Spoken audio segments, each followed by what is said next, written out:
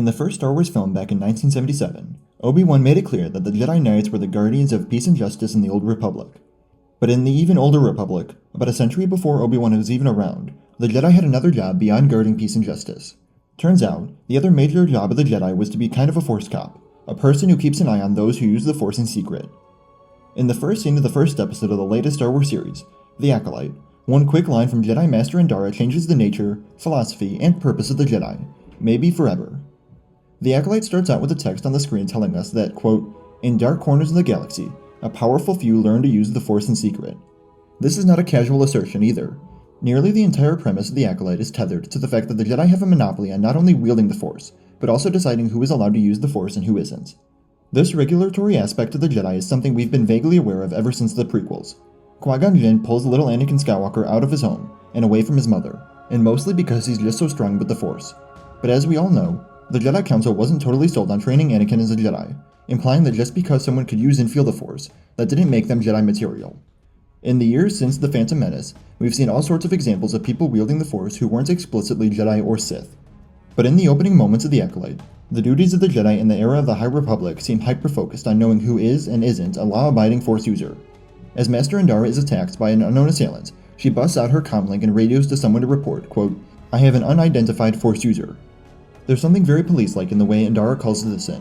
If you knew nothing about Star Wars, you might assume the Jedi are like undercover cops tracking down other people who can use the Force but aren't registered to do so, like a replicant hunting rogue replicants in Blade Runner 2049, or an Auror finding untrained wizards hiding in a Muggle house. There's a sense of burnt-out cynicism to Indara's reaction.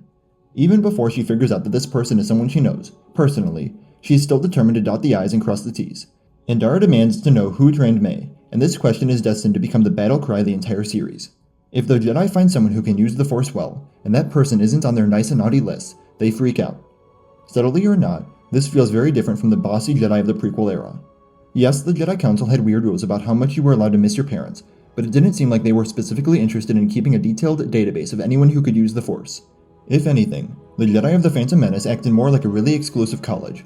They didn't really care if you had the grades to get in or not, because ultimately, they'd make the call based on other mysterious criteria. The text-on-screen prologue and everything about the first 2 episodes of The Acolyte changes this perception, and makes the Jedi into busybodies who simply can't stand it if they don't know who is using the Force, where they're using the Force, and who is teaching other people to use the Force.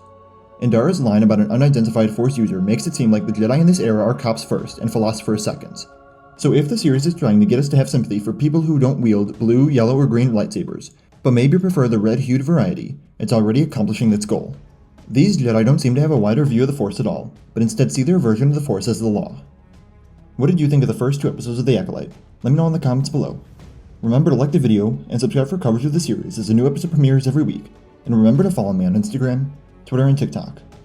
Thank you all for watching, and remember, the Force will be with you. Always.